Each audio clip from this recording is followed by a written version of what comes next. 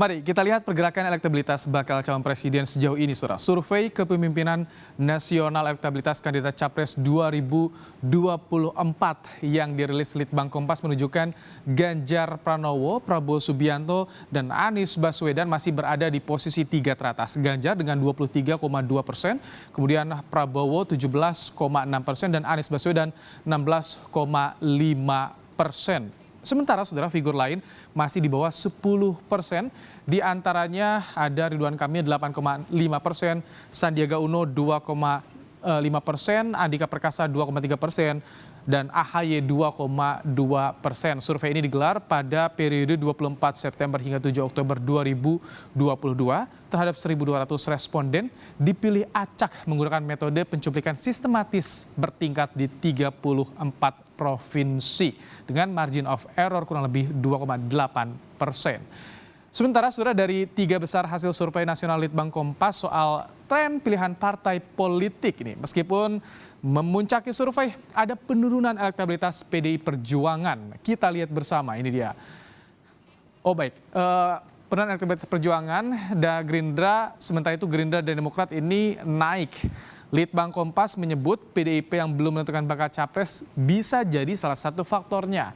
PDIP masih di posisi teratas dengan elektabilitas 21,1%, namun angka ini turun tipis 1,7% dibandingkan survei Juni 2022. Selain belum adanya capres yang diusung PDIP, peneliti senior Litbang Kompas menyebut capaian kinerja pemerintahan juga berpengaruh membentuk cara pandang masyarakat. Melihat karakteristik responden, langkah parpol mendeklarasikan bakal capres saat ini dapat jadi salah satu pendongkrak elektabilitas. Kita ini sedang mencari mana yang paling sesuai untuk 2024. Nah, pada akhirnya mereka akan lebih pasti melakukan pilihan atau menentukan pilihan ketika partai politik itu sudah memiliki calon. Dalam hal ini adalah calon presiden atau kandidat. Nah, di situ kita bisa lihat bagaimana di partai papan atas itu PDIP yang belum punya calon presiden, kemudian Golkar juga belum punya calon presiden, itu penurunannya dia lebih kentara. Dan ini dia kami tunjukkan kepada Anda, tren pilihan partai politik hasil survei Litbang Kompas 3 teratas PDI Perjuangan 21,1%.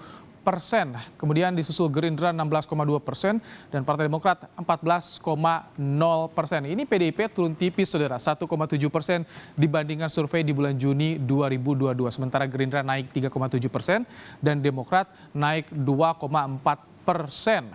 Kemudian di posisi berikutnya secara berurutan Golkar ada 7,9%, PKS 6,3%, ada PKB 5,6%, Nasdem 4,3%, PAN 3,1% dan P3 1,7%. Ini survei ini tingkat kepercayaan 95% dengan margin of error-nya kurang lebih 2,8%.